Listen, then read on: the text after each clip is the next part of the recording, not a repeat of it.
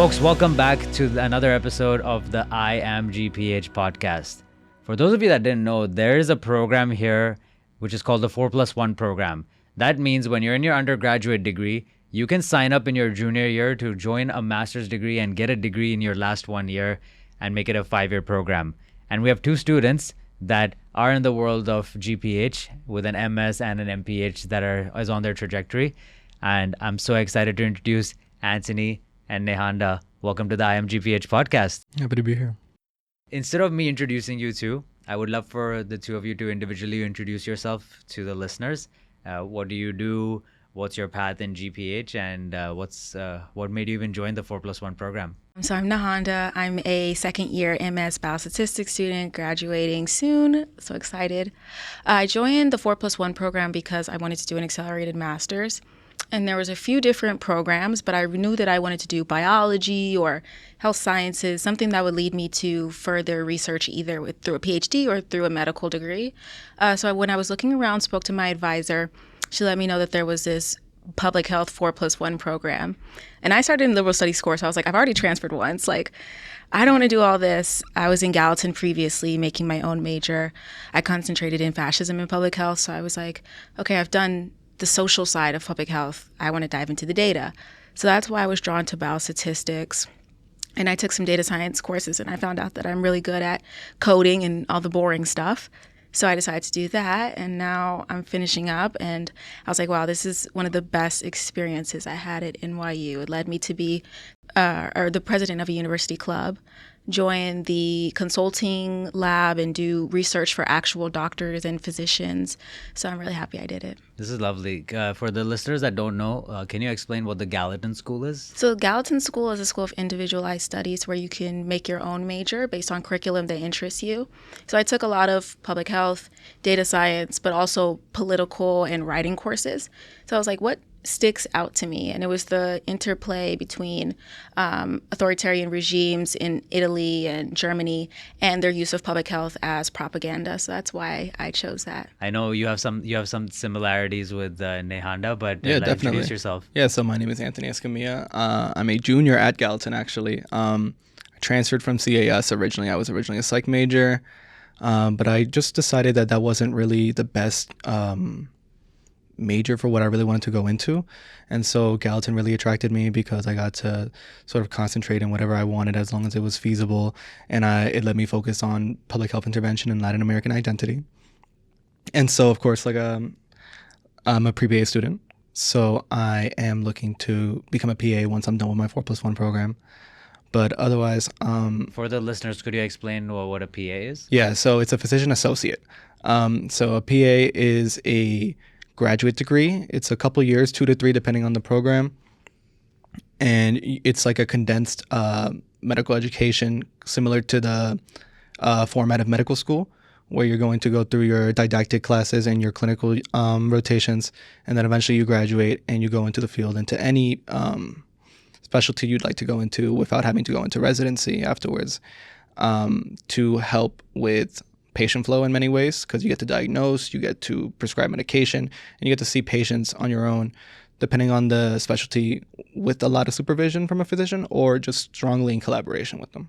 Both of you have said a lot of, I would say, use a lot of public health specific jargon or something that falls under the purview of public health. I'm very interested in going back to the beginning. If you know a moment that got you into the world of public health, what was your first introduction? Where was the first public health itch that came for the two of you? I was graduating high school during COVID. So my junior year of high school, we had to leave, we had to go home. And then I was just thrown into this world of contact tracing and testing and vaccination, which you have to get certain vaccines to go into, college and high school and stuff like that. But it wasn't as constant as getting a COVID vaccine or something like that. So I was like, wow, this is really interesting. So I started doing research on the system behind COVID, like who decides what vaccines are safe, who's building these vaccines, who's doing the data, who's monitoring the contact tracing. And that's when I was like, this is really awesome.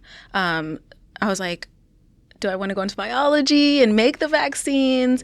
Then I was like, no, because that's complicated. I want to be the person who helps run the trial and says, this is safe, this is not safe. Yeah, so for me, originally, funny enough, I was just interested in healthcare and helping more underserved communities. So I've always focused on like my Latinidad, my culture, my heritage, and helping those from more urban, underserved populations and communities that have less access to healthcare.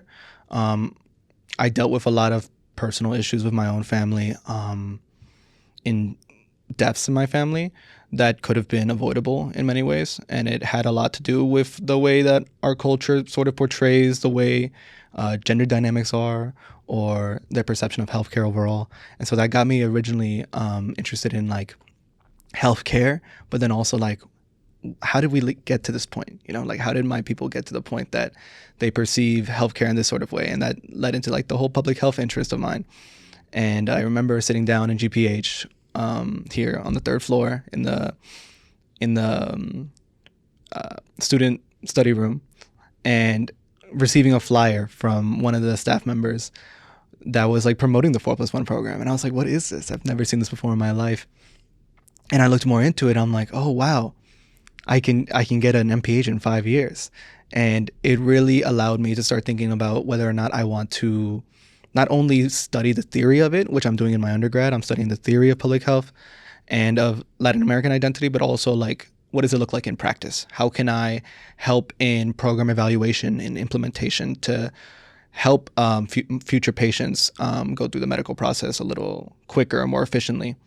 That's a very cool introduction to 4+1, where you were already doing the work of a degree, it seems, and then you saw a flyer and you're like, oh wait, this is what I'm looking for, and I can do it in a very short period of time. Yeah, 100%. Like I realized, like it's amazing to be in Gallatin and to study this theory, but actually getting to go into graduate schooling that lets me go into the practice of it and how I can be individually involved in these programs. It made a huge difference for me, and it's definitely going to help me in my head be a more culturally competent provider in the future. Was it similar for you, Nehanda? What was your introduction to the 4+1 program? So I was researching every single program at NYU. When I started off in the liberal studies core, so that was like a 2-year program, and then after that they were like, okay, what do you want to do? Because you have to transfer out of this and go into a 4-year, finish the rest of your degree. So I started to look at little different things, seeing what was out there. It's like, wow, Gallatin is interesting. You get to make up your major pretty much. So let me look into that. And then I saw Gallatin 4+1. And I'm like, a master's in Gallatin, what would I do? And it's like, no, a master's of science. And I was like, okay, this is data, this is public health, this is healthcare, this helped me become a practitioner. Let me work on that. How has this curriculum surprised the two of you? Maybe not surprised, but it's definitely challenged me in a lot of ways. Like, it seems sort of obvious. Like I just spoke about how the curriculum is meant to help you in the actual practice of healthcare or in public health. At least in my case, for community health science and practice, it's meant to really put you in the shoes of a provider or of a MPH graduate who's dealing with some sort of program evaluation. And I guess like when I finally got into class, I didn't realize how much my professors were going to be pushing that onto me. They force you to be in a situation where you're like, make a decision. If this was you right now and this was the company you were working for, or this was the situation that your organization was in, what do you do? There was definitely a lot of ethical questions that many people didn't want to answer originally. Definitely a lot of financial questions, a lot of social questions. And it's definitely pushing me to really think in a more public health mindset when I'm making all my decisions. That'll definitely help me be a better provider later on too. How about you, Nehanda? Yeah, the public health mindset is real. There's so many things I see now and I'm like, oh, that's gross, or that's not safe. Yeah, like the trash on the street just drives me crazy. I'm like, this is not the most efficient way to run a system. But honestly, what surprised me the most was how the courses built on top of each other. I truly thought I was going to be so behind to everybody else because I did my first graduate courses when I was in my junior year. So it was like, okay, I'm taking my intro to biostats 3 years ago, and now I'm in my like linear regression 2 class. Like, I'm like, am I going to understand it? But you really do. Like, they set you up for success so well. and also how reachable the advisors were. Like any questions I had or any concerns, I would definitely send an email and get an answer like within a day or two, just letting me know this is how this works, this is what previous students have done, this is the allowances we can give you within the program, and that's been amazing. So I'm curious from your perspective, Nehanda. I'm hearing all amazing things. One would think like an undergrad master's degree, so much work. How do I manage all this coursework and curriculum? Because Anthony, I believe you're a junior right now, Yes, and you're I am. entering. But even the workload, one would think in a master's degree would be overwhelming, especially when you're doing so many courses in undergrad. What has that been? Maybe even you can answer, Anthony. But for you, Nehanda, as you're approaching graduation. Honestly, it was a little overwhelming at first. When I first stepped in, I was like, okay, everybody in my class is 30 and I'm trying to get to know people and find study groups, and it's hard, but people were so nice. Like they were like, wow, you're 21, you're 20. Like, what are you doing here? And I'm like, I'm trying to figure it out just like you. So it wasn't as overwhelming as I thought it would be. Transferring from a undergraduate and graduate program to strictly a graduate program really relieved a lot of pressure in a lot of ways, where I was taking 6 classes and then, hanging out with friends and working and doing extracurriculars in undergrad. But now it's like I'm just taking 3 or 4 courses that are directly related to what I'm going to be doing when I graduate, and then hanging out with my friends and working and doing extracurriculars. So Is it similar for you, Anthony? Yeah, I mean, it was definitely an interesting transition for me when I first started taking a lot of the public health coursework. Right now, I'm taking around 5 of the GPH master's courses, and I'm taking less In of one the semester? Yeah. Wow. And I'm taking less of the undergraduate courses this semester, in particular. So it's been sort of a battle. Definitely something not to necessarily worry about, but to keep in mind is that like a lot of the GPH coursework for the MPH are like 3 credit courses. So I had to sort of understand how to balance my schedule in that way too, considering a lot of NYU undergraduates are so used to courses being 2 credits or 4 credits.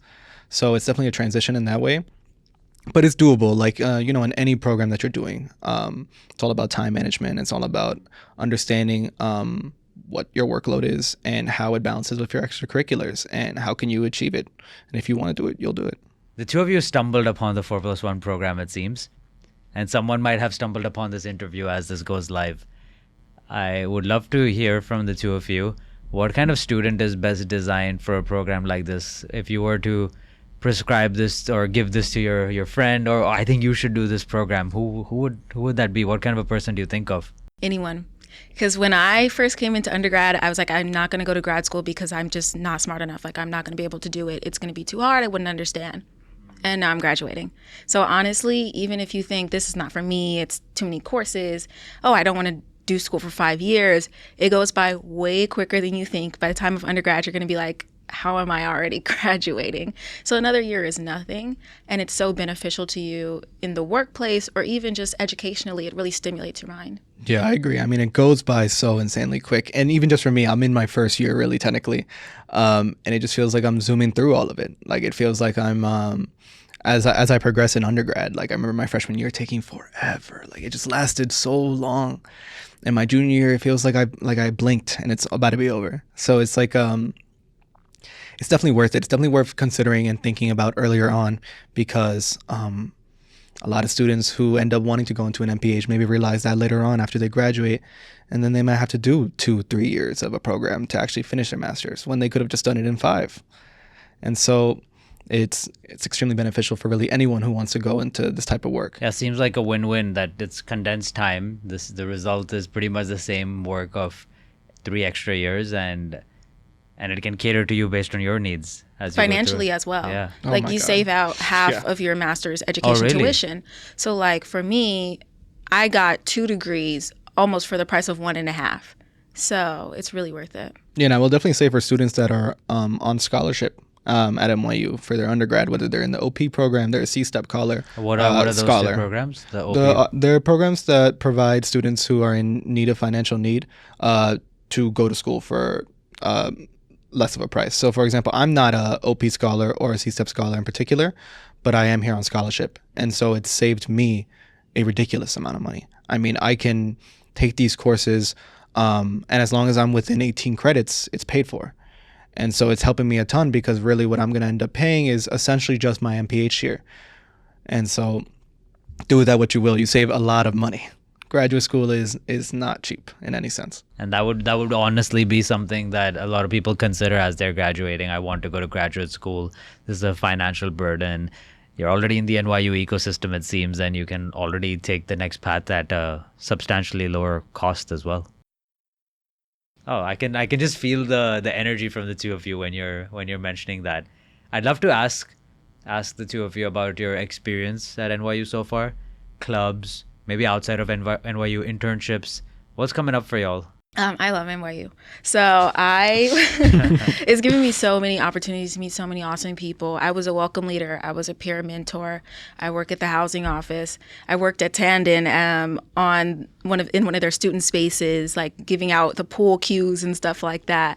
I was in the NYU scholarship video. I did the social media for housing. So I'm known to my friends as like Miss NYU. So I've definitely, being in this program has pushed me to go farther. Like right now I'm the president of the Black Women's Health Collective, and I've met so many awesome women and girls. We've done panel talks. We're doing volunteer stuff like that, where it's like, if I wasn't in GPH, I would have never known about the club. So I would have never known about the group of women that I could be meeting that now we text every day. We're like, hey, when is this happening? What is that happening? Do you want to go out here? So I love NYU. Yeah, I've definitely had a very positive experience at NYU. I mean, it's been wonderful for me. I feel like NYU is a space that really allows me to educate myself on what I truly want to be educated in, which is something that sounds so simple, but like something like Gallatin has really changed my life in that way. I really get to take courses throughout NYU in a way that shapes my education and my future in the best way. I'm involved with LPHS. It's a undergraduate club, Latino Pre-Health Society. And so I'm a mentorship and inclusion chair there. So I run the mentorship program, pairing upperclassmen with underclassmen. Okay, cool. To hopefully get them on the right track in their journey. And then I'm also the president for CAFE. It's Central Americans for Empowerment. So it's a club on campus that is looking to give a community for Central Americans or anyone really who feels connected to that identity. Otherwise, I work for the Latinx Project on campus at NYU. I am an undergraduate assistant for them, so I help a lot with their galleries and with their internal office work. So that's been a lot of fun. And I am a Gallatin Fellowship in Human Rights Fellow. If anyone knows what that is, I'm currently a 26 fellow for that. And so that's been really amazing because that's going to allow me to have the opportunity to go into public health intervention research. What else do you do? It's impressive almost that the two of you you're taking 18 credits, for example, and there seems to be a lot of, I'm fascinated by the schedule management of the amount that's on your plate, and it still seems to be a positive experience. How would you advise someone that might be overwhelmed or this might be too much how do you manage all these responsibilities? I'm just asking for help. Like, if you do feel like I'm a little overwhelmed, whatever you're a part of, there's always going to be somebody over you who's there to help you, or even just your friends. Like, hey, let's meet up and do this assignment because I do not have the time and I will put it aside if I'm not forced to. Or reaching out to your professors, just letting them know, hey, I've got a lot going on right now. Can I get some extra time on this? I think what NYU is really good about is accommodating students' needs. So if any student, even if you're not in 4+1, but especially if you're in 4+1 and you are taking 3 graduate courses, 2 undergraduate courses, you're working at on campus, you're in a club, you want to go out on Friday night, just being honest with yourself and with others about the help that you need is the most important part. Yeah, 100%. I mean, I think I mentioned it a little earlier. Time management really is key. Like, it changes everything for me. In particular, I write everything down. I organize myself to a T. I need to be organized. It's a necessity for me to really do everything that I want to do.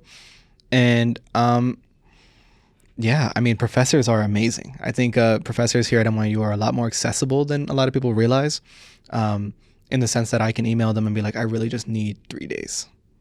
And more often than not, they'll help me out. Can you tell me, could you both actually tell me a story about that? Like the moment you asked for help and you were being honest, what comes up for you within the community? When I was undergrad, I had every single minute scheduled out.